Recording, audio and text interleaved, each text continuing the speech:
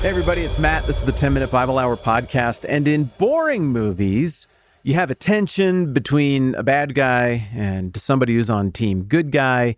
And pretty early on, you figure out, oh, this is why the bad guy hates the good guy. And in boring movies, you get to the end and you were like, I was right. That's why the bad guy hated the good guy. I'm glad the good guy won. But in more interestinger movies, the motivations of the bad guy turn out to be a little bit of a surprise.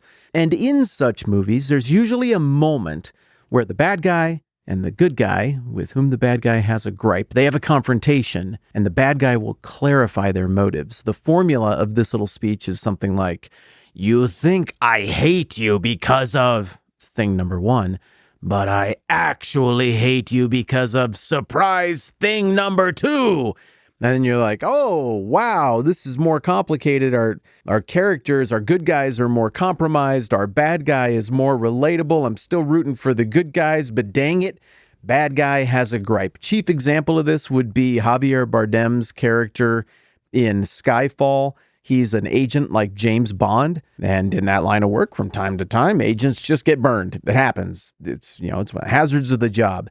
And so you think throughout the movie that Silva's gripe is that M, Judi Dench's character, the one who runs MI6, Silva's gripe is, you burned me in the field, and I said I knew the risks, but when it actually happened, it made me mad, and now I'm back for revenge, and that doesn't make you feel very sympathetic to him. But then when he actually spells out what his gripe is, his complaint is that M acted as a mother to him, loved him and mentored him and made him really believe that she cared for him. But then she devised this very deliberate strategy to sacrifice him, using his trust against him. Silva says, it wasn't that she left me behind. I don't hate you because of thing A. Rather, she sacrificed me. She lied. She used me. That is why I hate her. I hate her because of actually thing B. Well, we get another one of those. Why does somebody hate somebody switcheroos when we go and carefully look at the entirety of the surviving record of what people thought about slavery in the ancient world? I think because the kind of slavery we all learned about the most and that was most recently defeated was a racist slavery, it's just kind of automatic in our brains to imagine that all slavery ever is probably racist and is probably along racial lines. But when we go and we actually look at the ancient record, what we discover is that society did not have disdain for and hate slaves because of, thing A, racism. Rather, society hated and had disdain towards slaves because of, surprise, thing B, classism. Now, of course, from time to time, those two things are going to overlap. But I just got done over the last few weeks. Maybe you caught me stalling a little bit last week because I was trying to buy some extra time to work through all of these sources. Over the last few weeks, I've read maybe every single contribution that we have access to from the ancient world about slavery. It was interesting. Lots of these lists that I looked up included Philemon as a primary source on how the ancients thought about slavery. I think that's kind of fun. I'm using these other sources to figure out what to make of Colossians 3 and Philemon. And a lot of these authors I'm reading who gathered together all these ancient sources are using Colossians 3 and Philemon to help make sense of what all these other sources are doing. It's kind of fun. So I want to share with you my very big picture observations while this is still fresh in my mind. I think this has such relevance to what we're doing with Colossians and Philemon. Okay, number one, people were very confused about what to think about slaves. Even brilliant people like Aristotle and Seneca and Justinian did not know exactly what to do with slaves. For the hundreds of years, there's probably 1,000 years range of primary sources that I'm reading here. Over that whole time, people are making up these weird rationales to make it work. There was an insecurity that existed in the ancient world about the slave thing. It bothered people. They knew it was kind of screwed up. They sensed that it was just a matter of misfortune to end up on one side or the other of the slavery equation. And so they had to invent philosophical justifications for why this practice existed that so clearly benefited the master and so clearly did not benefit the slave.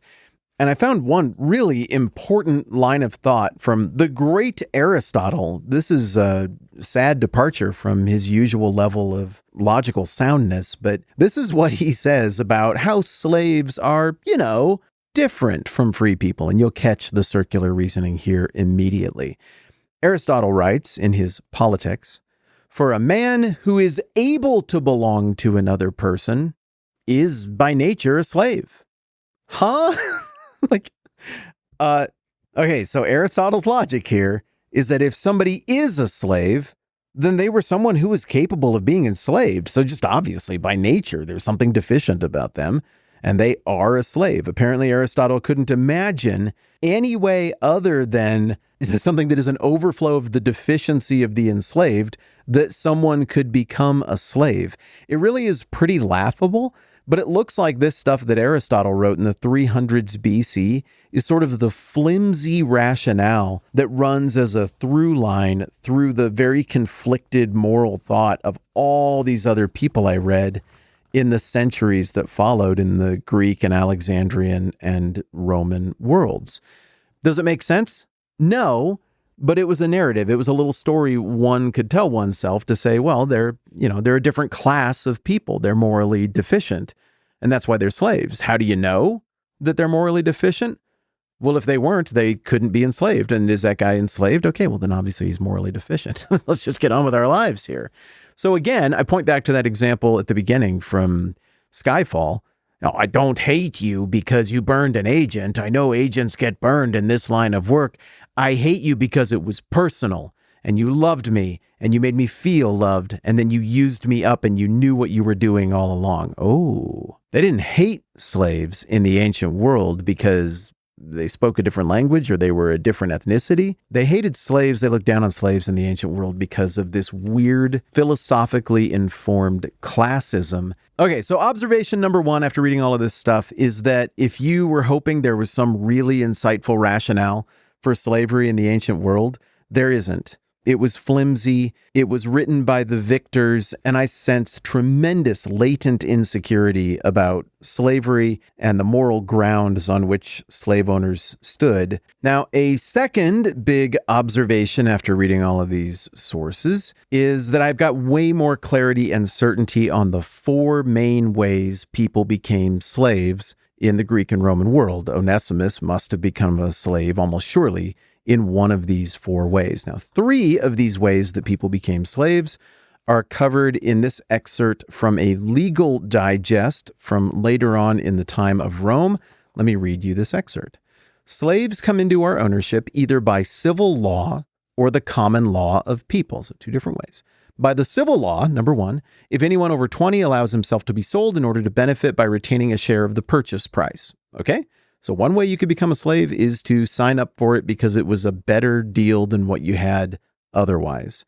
A second way, and by the common law of peoples, that is, those who've been captured in war. And third, those who are the children of our slave women are our slaves. So there you go, three ways. One, voluntarily sell yourself into slavery. Two, lose in war. And I love the way this Roman Digest is like, obviously, that's just like the common law of humanity. If you lose, well, I mean, we could put you to death. That would be a jerk thing to do. Or the nice thing to do would be to just enslave you. I mean, who knows? You might even end up in a good situation. Maybe a generation or two from now, you could, somebody in your family could win their freedom back and climb the ladder again. And then the third way is if you're born into slavery, you're a slave. So what is the fourth way? Well, for that, I turn to Strabo. We get this excerpt about the slave trade here. He says, where the river Don flows into the Sea of Azov, there's a city called Tanais. I don't know if I'm saying that right. After the name of the river. It was founded by the Greeks who controlled the Bosporus, but it was recently destroyed by King Philemon for refusing to recognize him.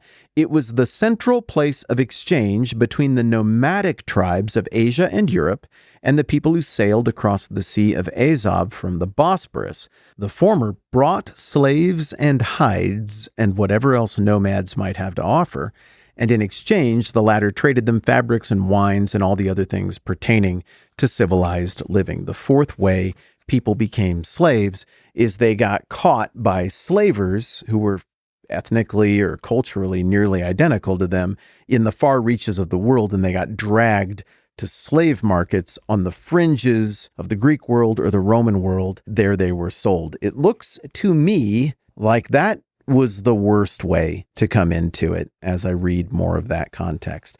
So there's your big four ways. Actually, hold on a second. I made a note here.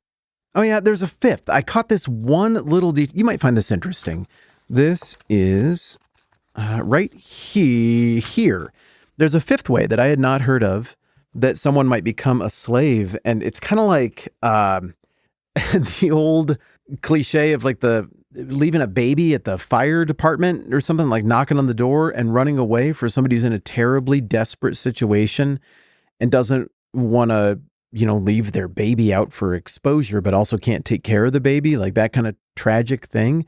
It looks like there's an allowance for that described by somebody named Aelian, who was writing, I don't know, maybe around 200 AD or just a little bit after, but he's writing about a much older practice. Here is the citation. There is a particularly just and humane law at Thebes that no Theban may expose his child or condemn it to death by abandoning it in a deserted place, which is, this is kind of, it's pretty dark, but this is kind of how ancient abortion worked for most people. If they didn't feel they could keep a child, there was sort of a designated place, like it was often called the evil forest, and they would just abandon their children there. That was called exposing a child. That's a whole other ancient social civil justice issue that maybe we can talk about more someday. But this excerpt goes on here. It says, if the child's father really is in dire poverty, then whether the child is male or female, he must bring it in its swaddling bands to the magistrates as soon as the mother's labor has ended, and they must take the baby and give it to whoever will pay them the least amount of money for it. An agreement must be made with this person stipulating that he should look after the baby and is to have it as his male or female slave when it has grown up and use its labor in return for having looked after it. So there is one more particularly tragic, but also, come on, merciful example of a way that somebody might become a slave. And as you think about those 5 ways, there is certainly a spectrum there of just absolute horror, nightmare kind of scenario, all the way over to you never really knew anything different, and the alternative was to just be left for dead out in the evil forest. I don't know. What would you want? To be left for dead or to be given a shot? I don't know. I've never been in that situation. I'm not a coward. I've just never been tested. I don't know what to do with that. But you are sensible people. And when we step aside from a lot of the modern assumptions and sensitivities, and we just try to think about another time and another place and what the options were in front of people, we can see there is a spectrum of how slavery was initiated there. They all feel a little bit like a little different moral equation to me, a little bit of a different place on the horror scale.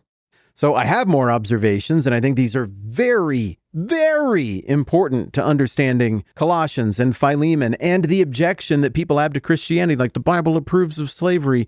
This is really crucial stuff, kind of the heart of the season right here.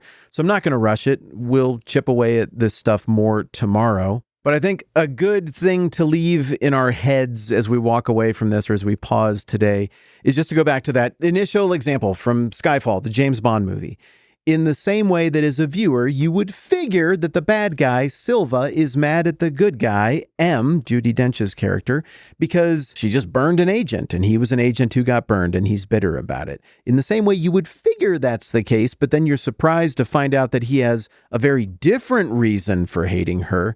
So you and I are most likely going to look at ancient slavery and assume that racism is what fueled it, because that is what fueled slavery in recent times. But when we actually go and look at it, what we discover is that racism actually seems to have had next to nothing to do with it. That concept doesn't seem to have existed in the same way as it has in modern times. Rather, there's a complex, philosophical, convoluted moral classism that is at the heart of this ancient world slavery. And the beginning of understanding slavery and the Bible and Philemon and all of this starts with comprehending that difference. All right, more of this stuff about slavery in the ancient world next time around. What could be more fun, right?